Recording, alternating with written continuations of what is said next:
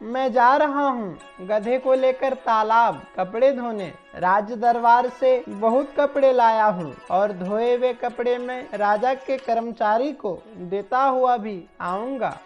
अच्छा ठीक है, जाइए। चल मेरे प्यारे गधे।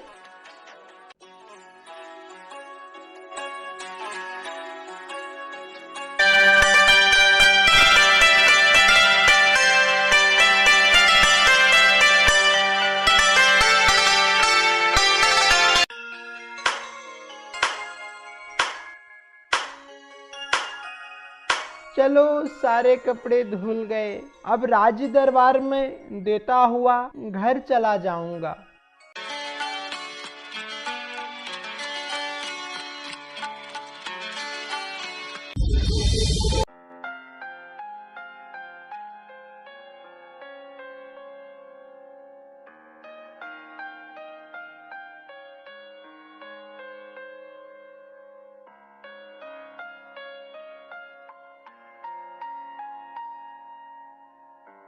अरे वाह भाई बिरजू, इतने सारे कपड़े एक ही दिन में धो कर दे दिए। चलो अच्छा है, अब कपड़े को सुखवा कर इस्त्री करने वाले को इस्त्री करने के लिए दे दूंगा। ये लो बिरजू अपनी मजदूरी।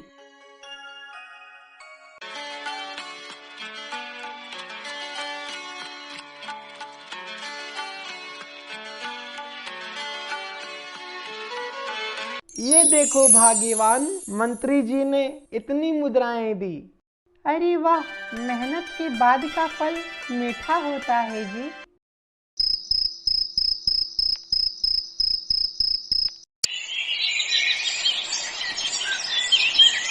मेनका, आज मुझे शिकार करने को मन कर रहा है, क्या करूं? इसमें सोचने की क्या बात है स्वामी, जाइए जंगल और अपनी इच्छा पूरा करके आइए। यही तो चाहता था, इस राजा की प्यारी पत्नी रानी मेनका अनुमति दे दे। आप भी स्वामी, मजाक करना कोई आपसे सीखे।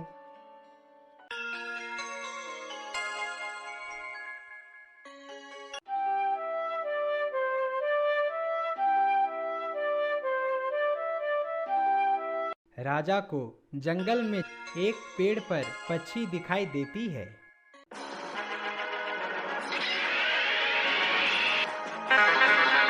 अरे ये क्या, पक्षी तो गायब हो गई। पक्षी फिर से दिखाई देती है। जैसे ही पक्षी उड़ती है, राजा उसका पीछा करने लगते हैं।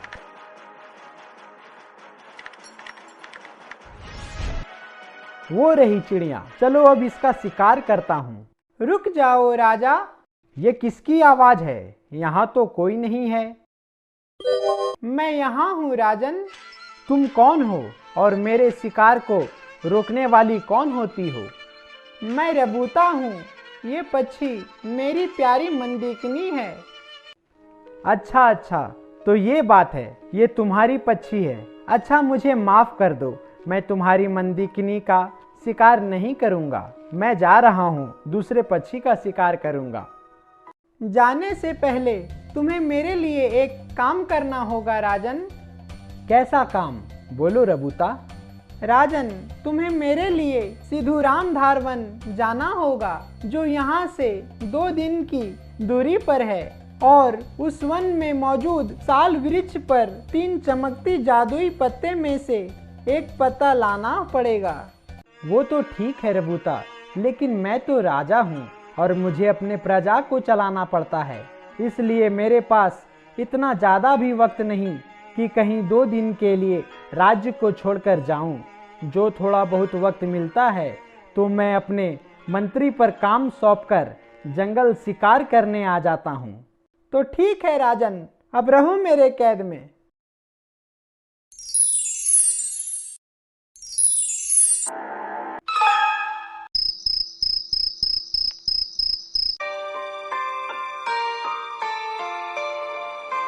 मंत्री जी, इंतजार करते करते रात हो गया, लेकिन स्वामी अभी तक नहीं आए हैं। चिंता ना करें महारानी, महाराज को कुछ नहीं होगा। वे किसी दूसरे राज्य के राजा के यहाँ ठहर गए होंगे। वे कल जरूर आ जाएंगे।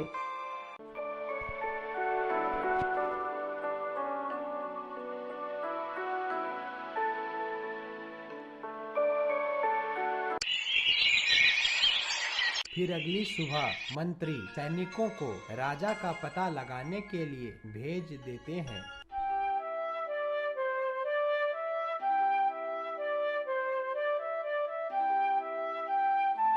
हमें तो राजा कहीं नहीं मिले अरविंद, अब हमें वापस राजमहल जाना चाहिए। हाँ, तुम ठीक बोले शुभम, महाराज का पता लगाते लगाते हम थक गए, लेकिन हमें महाराज नहीं मिले। अब हमें चलना चाहिए। चलता हूँ भाग्यवान, राज दरबार कपड़े लाने 3-4 दिन हो गए नहीं गया। अच्छा ठीक है, जाइए।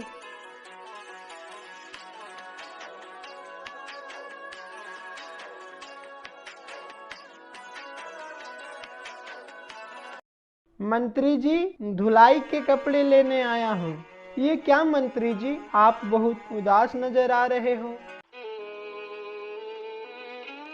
क्या बताऊं बिरजू, आज 4 दिन हो गए महाराज को शिकार पे गए हुए, लेकिन अभी तक नहीं लौटे हैं। कोई बात नहीं मंत्री जी, मैं जाऊंगा राजा साहब को ढूंढने।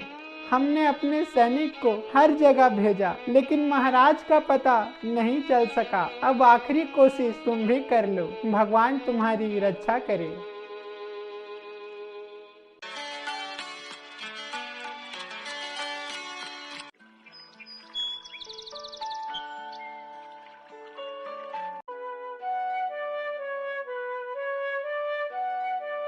अरे इतने अच्छे अच्छे फल, चलो कुछ तोड़कर खा लेता हूँ। चलते चलते भूख लग गई है और प्यारे गधे को भी खिला दूंगा। रुक जा मनुष्य, पहले मेरे 2 सवाल का जवाब दे, तभी फल खा सकता है। और अगर तुमने गलत जवाब दिया तो मैं तुम्हें बंदी बना लूंगा। ठीक है वृक्ष भाई। मेरा पहला सवाल, इस संसार में सबसे बड़ा क्या है?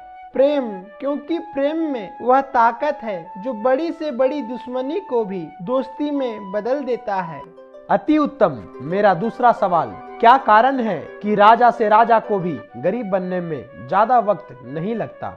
घमंड, हमें घमंड नहीं करनी चाहिए, क्योंकि भगवान की मर्जी से हम अमीर गरीब रहते हैं। तुम बहुत ही चालाक और बुद्धिमान मानव हो, मैं तुमसे प्रसन्न हुआ। सुनो, तुम्हारे महाराज को रबुता नाम की राक्षस ने बंदी बना लिया है। यहाँ से कुछ दूर उत्तर दिशा में चलते चलते तुम्हें एक पेड़ पर गिद्ध पक्षी बैठी मिलेगी। तुम उसके पीछे पीछे चले जाना, तुम्हें तुम्हारे महाराज मिल जाएंगे।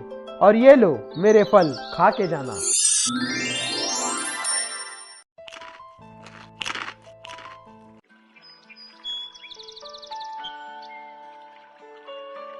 लगता है ये वही पक्षी है जिसके बारे में वृक्ष बोल रहा था। पक्षी के उड़ते ही बिरजू उसका पीछा करने लगता है।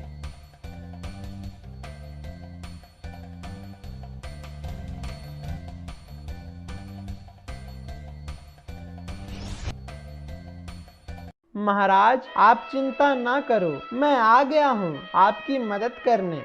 चले जाओ बिरजू, मेरी परवाह ना कर, अपनी जान बचाकर निकल जाओ। नहीं महाराज, चाहे जान भी देना क्यों ना पड़े, मैं नहीं जाऊंगा। अपने राज्य के राजा की मदद करना मेरा कर्तव्य है। अरे ओ रबूता राक्षस, सामने आ, मैं अपने महाराज को तेरे वश में से छुड़ाकर ले जाने आया हूँ। हा हा हा हा हा, क्यों नहीं, छुड़ा लेना मेरे हाथों से अपने राजा को, लेकिन तुझे मेरा एक काम करना होगा मानव। अगर तूने भी अपने राजा की तरह इनकार किया तो अपने राजा के जैसा बंदी बनने के लिए तैयार हो जाना। बता रबूता, क्या करना होगा, मैं तैयार हूँ।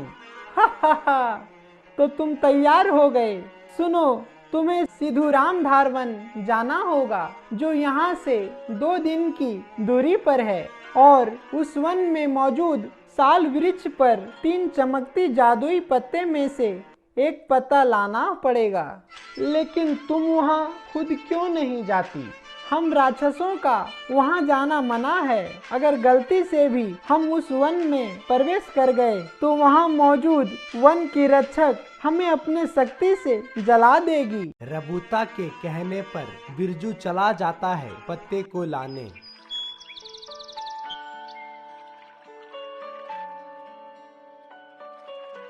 चलते चलते शाम हो जाती है और उस रात बिरजू एक पेड़ के नीचे सो जाता है।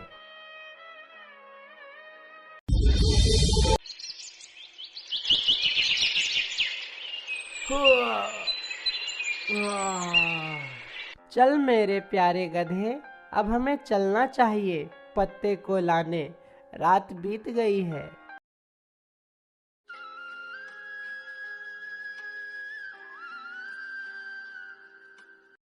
वन में प्रवेश तो कर गया, लेकिन वह पत्ता नजर नहीं आ रहा जो रबूता ने बताया था।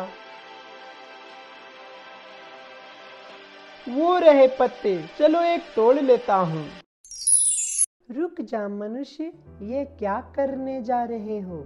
आप कौन हैं और मुझे आप इस पत्ते को तोड़ने के लिए क्यों मना कर रही हो? मैं इस वन की रक्षक सरोजनी हूँ।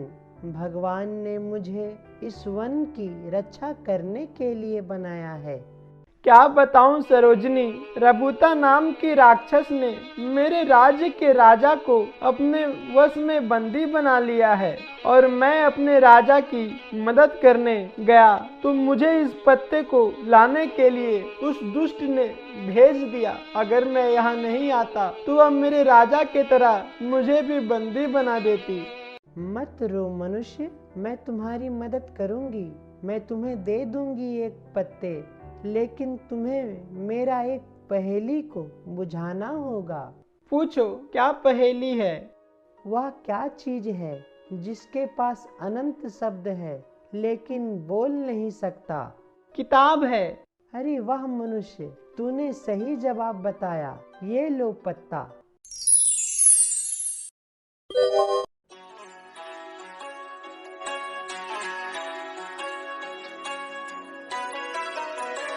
रबूता, कहाँ हो? ये लो पत्ता। लाओ मानव। ये लो मंदिकिनी, तुम भी स्पष्ट करो इस पत्ते से।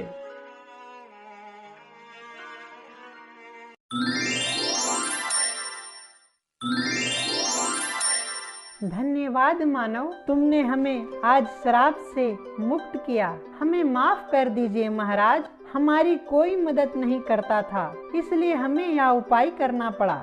मैं वसुंधरा हूँ और ये मेरे पति मनमोहन हैं। हम जैसे आत्माओं को जो दुख में होते हैं उनकी मदद करने के लिए बनाया गया है। लेकिन एक दिन हम दोनों से एक गलती हो गई और एक साधु ने हमें श्राप दे दिया और मुझे रबूता राक्षस और इन्हें स्त्री गिद्ध मंदिकिनी बना दिया। आज हम श्राप मुक्त हो गए। ईश्वर आपके राज्य को बढ़ाएगा और आपके प्रजा को सदैव खुश रखेगा महाराज।